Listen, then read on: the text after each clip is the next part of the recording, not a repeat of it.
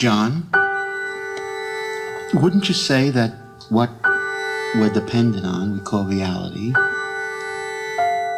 and what we don't like we consider an intrusion in our life? Consequently,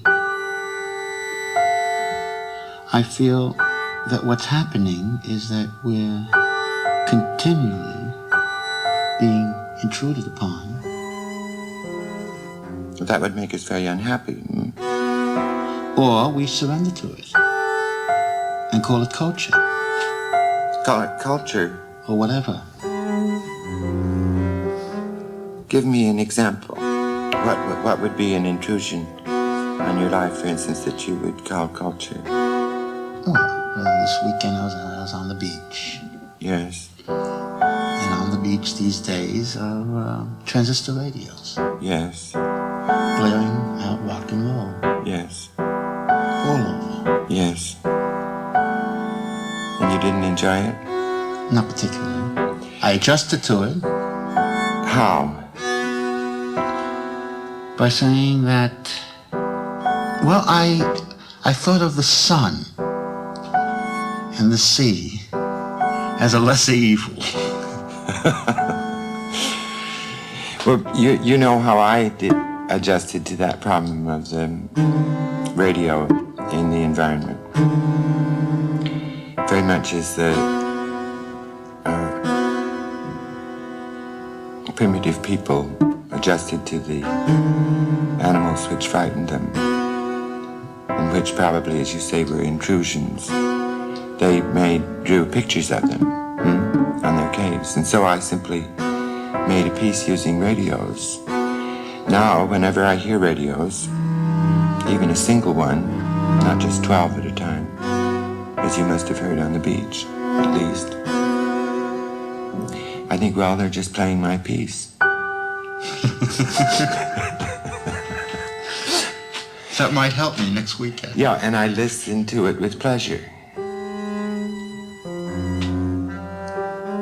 By pleasure, I mean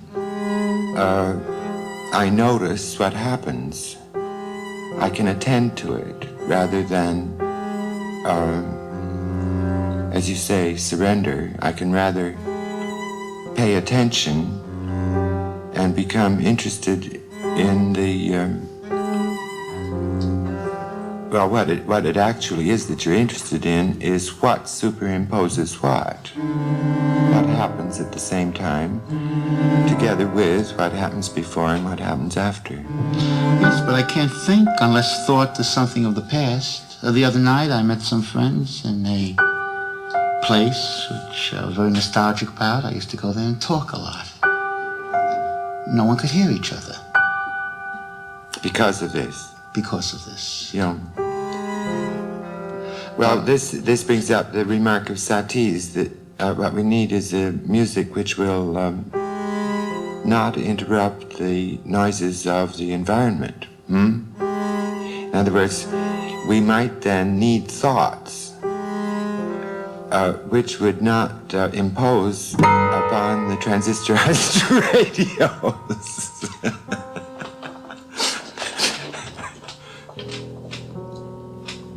All I'm trying to say is that this is a coin which has two sides, and that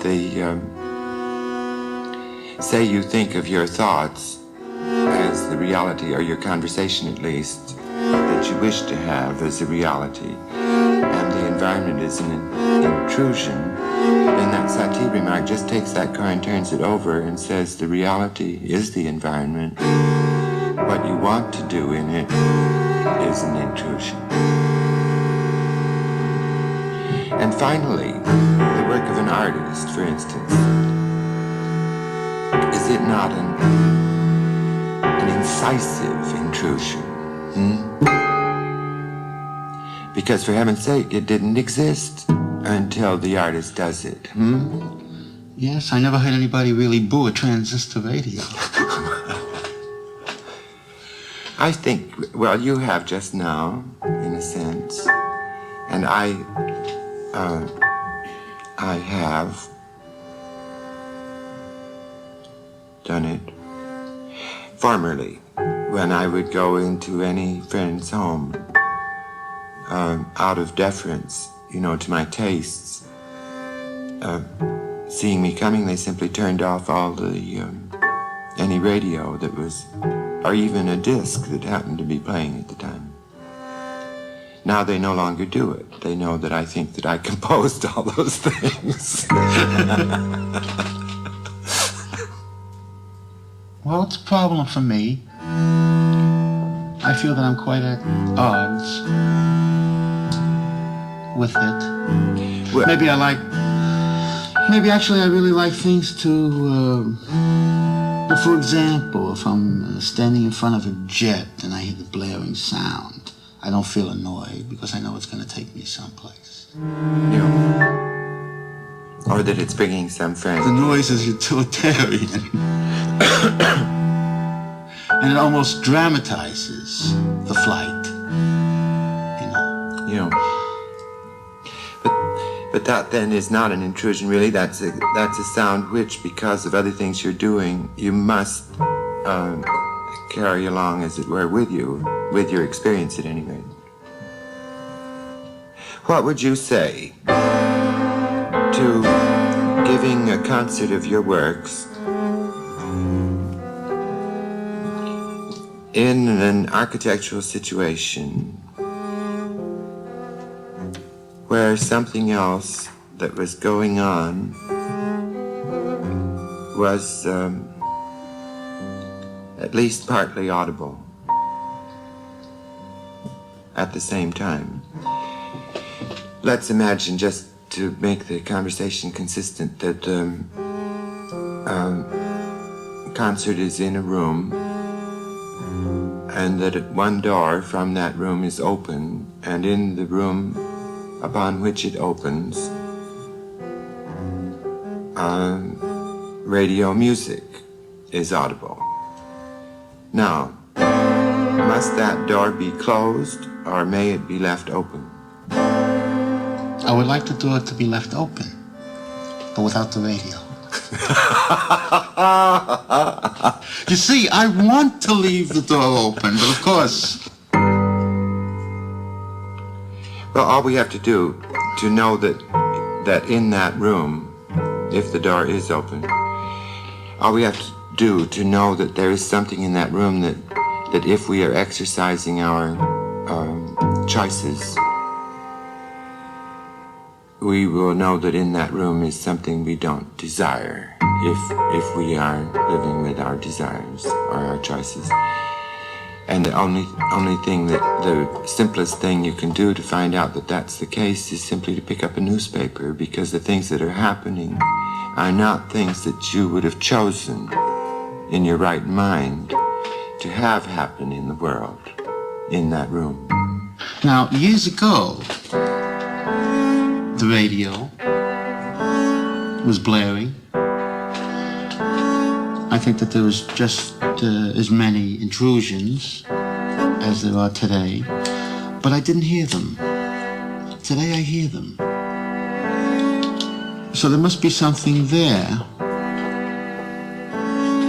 that seems to be competing with me. Or let's put it this way, that my old role has been weakened psychologically. Well, what was your role? The old-fashioned role of the artist, deep in thought. Well, this is certainly changing, I think. And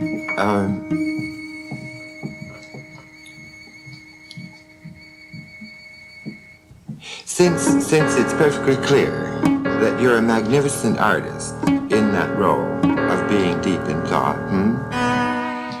what I would like to see is how magnificent you are intruded upon. What do you think of that idea? Do you recall, isn't this true that once when we had one of those conversations we so, I'm sure each of us so remembers walking through the streets of Lower East Side and the village and whatnot, until late hours at night.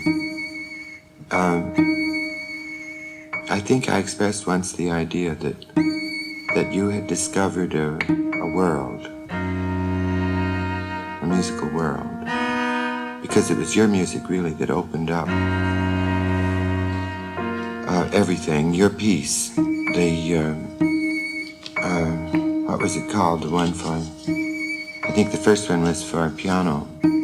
Projection. Projection, yes, and you wrote it down at Monroe Street, and David Tudor and I were in the other room, and you left us and you wrote this piece on graph, giving us this freedom of playing in those three ranges, high, middle, and low. And then we went in and played the piece, and it was then that the musical world changed. Now, not just the musical world outside of you, but the musical world inside of you, in this role that you speak of, deep in thought. Nevertheless, the thing I think I said to you once on that walk through the night is, now that you have opened up this world, let us see all the things that are in it. Now, among the things that are in that world is this situation of, granted, someone deep in thought, his being intruded upon. Yes, but that's become the image. That's become the image. No, there are many images now, I would say. I don't think we can count them any longer. I mean, for myself, it's become the predominant one. Yeah. Of someone who is thinking and always interrupted. Yes. In this thinking. Yes. Which, of course, is always a marvelous thing, because you begin to see that what you're thinking about isn't that important to begin with. Yes. I always found there's something a little too pretentious about thought to begin with. Also, any given thought has an enormous potential. It gets into our heads and won't go out for years and years and years. At the same time, just simply stated, I can't conceive of some brat turning on a transistor radio in my face and say, the environment. But all that radio is, Marty, is making available to your ears what was already in the air and available to your ears, but you couldn't hear it. In other words, all it is making audible something that you're already in. You are bathed in radio waves, TV broadcasts, probably telepathic messages, from other minds deep in thought. Listening to the radio at the same time. And this radio simply makes audible something that you thought was inaudible. Now, most painters I know, they all listen to music when they work. Franz Klein loved Wagner. He used to listen to Wagner. David Tudor, when he practices, which he does so rarely now, but anytime he does practice, he immediately turns on not one, but several radios, and often a TV set at the same time. You might compare it with the Tantric Buddhist discipline. You know of those disciplines? No. To meditate while sitting on a corpse, or in the course of sexual intercourse. In other words, to make the situation in which you're deep in thought a really difficult one in which to be in thought. Now, what happens there?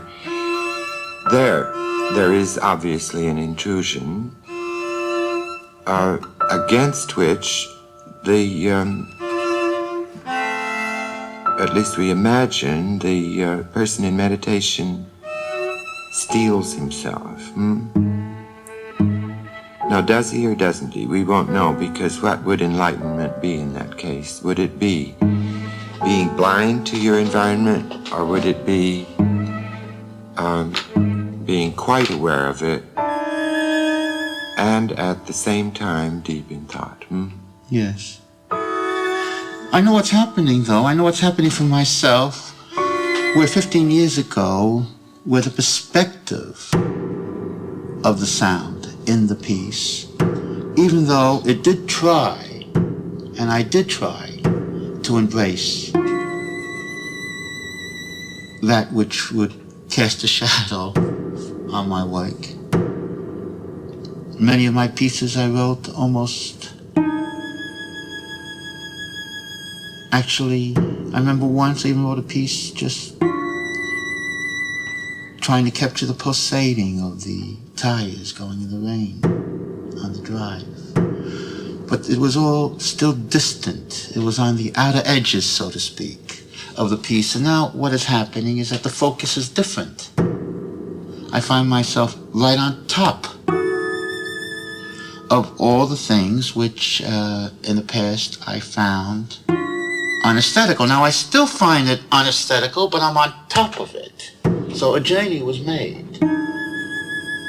I certainly don't want to then make the leap, wherever this leap will be, into a situation where, not unlike a car ride I was in with Larry Rivers, and we passed a garbage dump. And he says, you know, a little grapefruit on the left, just give it a nice color. You know, I've had similar drives through the country on our tours with Bob Rauschenberg, where he'd see the sunset or something and criticize it, you know, and suggest that the colors be different and the trees in different positions. But like humor, What was it with Larry? Was it humor or was it... Well, with Larry, I think Larry was worried. That this color was absent, you mean? No, not that the color was absent, but he wasn't raving against junk sculpture or a garbage collage. But he was afraid that if he himself made the leap, is that he'll start to see this new thing and a kind of some type of an aesthetic judgment. Yeah. Almost juxtapose an observation he would make about Cézanne. Yeah. And juxtapose it in relation to a garbage heap, you know. Yeah. You remember that one of those concerts at Town Hall that we around the late 40s or early 50s, when the painters were still going to the concerts, and when we spoke of the renaissance of new music and so forth, Varese was beginning to be played again. After the concert, I got in the blue ribbon at a table where Bill de Kooning was. And I don't think I heard all of the conversation, but it was clear that they were talking about the way the crumbs had fallen on the tablecloth. And Bill was discussing whether or not this was art. And he was concluding, of course, that it wasn't. But then that was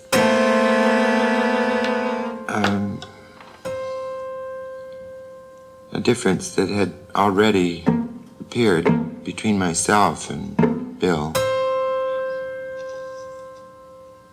I remember his saying once to me, the difference between us is that I want to be a great artist, and you don't.